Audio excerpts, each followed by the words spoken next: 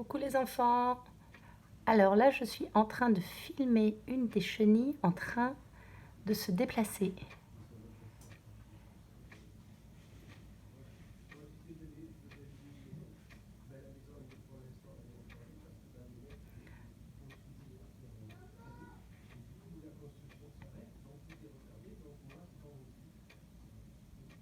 Alors vous voyez, elle réussit à avoir chaque partie de son corps en fait, indépendant les unes des autres, puisqu'elle peut, si elle le souhaite,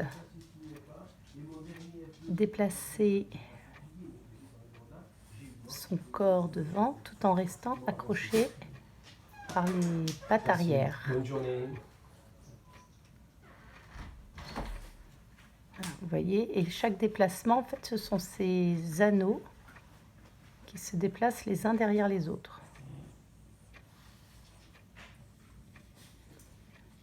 Et je ne sais pas si vous vous en rendez compte, mais elles ont énormément grossi en quelques jours.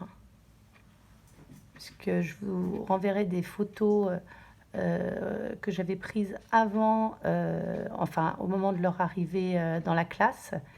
Et elles étaient beaucoup plus petites.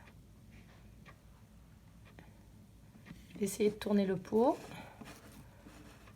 pour que vous puissiez peut-être la voir, voilà, au loin. Voilà.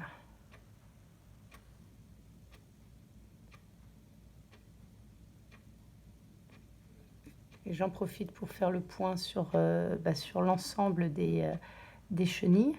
Vous voyez, alors là, celle que je suis en train de vous montrer est très active, alors que les autres semblent comme des petites momies en fait, dans leur fil de soie.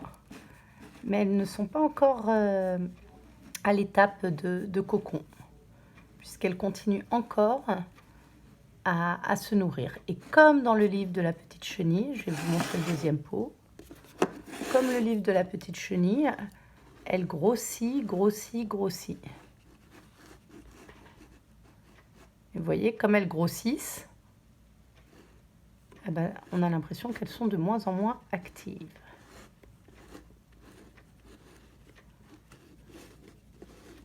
Voilà les enfants, je vais essayer de vous trouver l'histoire de la petite chenille si vous ne l'avez pas en livre. Et je vais vous envoyer tout ça.